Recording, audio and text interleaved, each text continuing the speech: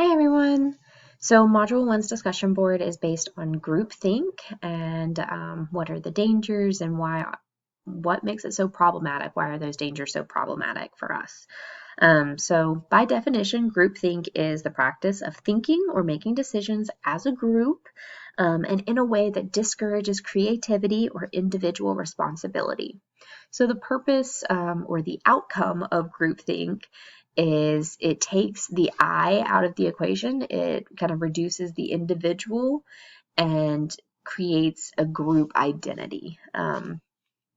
So it really diminishes individual responsibility. And I think that's a huge part of that definition that could not be stressed enough. So as a result, groupthink typically occurs in communities or groups that are highly insulated, which kind of means that they're cut off from the outside world a bit, that information coming in can be very limited, and is typically filtered through by gatekeeper type individuals. So I feel that the biggest dangers in groupthink is truly the fact that there isn't unbiased information or factual information that is reaching individuals at the core or at the base level of any group system that may actually need or require that information to make informed decisions about their day-to-day life, their behavior, what they want to do. So what makes stuff like this so problematic? So groupthink is very problematic, and we have seen it time and time and time again throughout history. Examples that we can go over are, like the Holocaust, what happened with the following of Jim Jones and Charles Manson, slavery. My goodness, there are so many cults and different things that have come out at this point that groupthink is such a bit of a topic right now amongst even the public. It's become similar to ACEs, so it's kind of cool in that way, but it is problematic and has received so much notoriety because of the impact it has had in situations like this.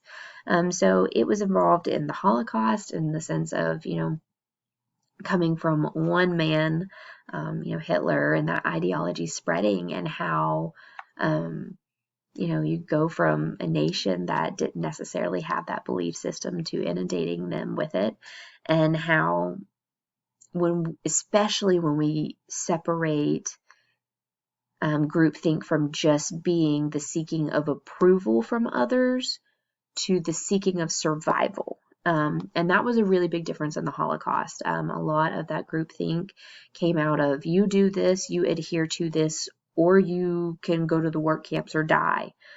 So there's when life and death comes into it rather than just social approval, situations such as the Holocaust do happen, which is a very scary possibility and fact.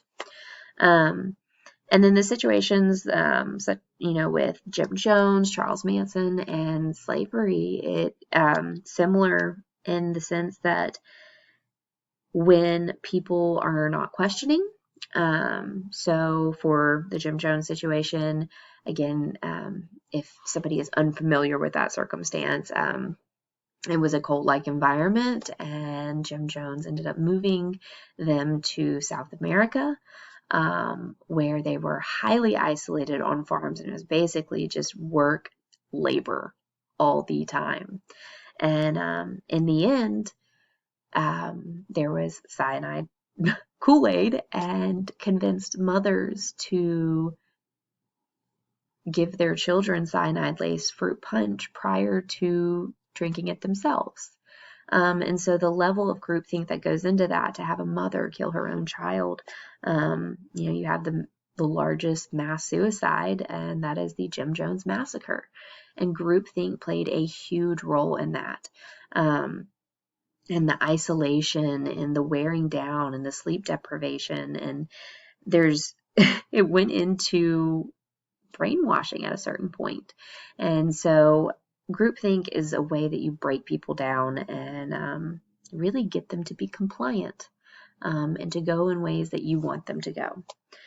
So especially when you have an authoritarian or a dictator style leader, big issues can arise there.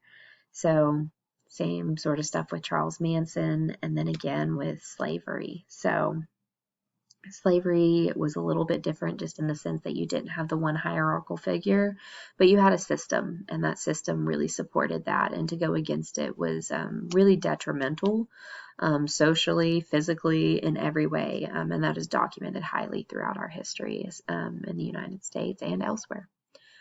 So yeah, it's groupthink has been it has been a large force within our environments through the years, and definitely something to pay attention to and be aware of when working towards equality and understanding cultural diversity. So thanks so much.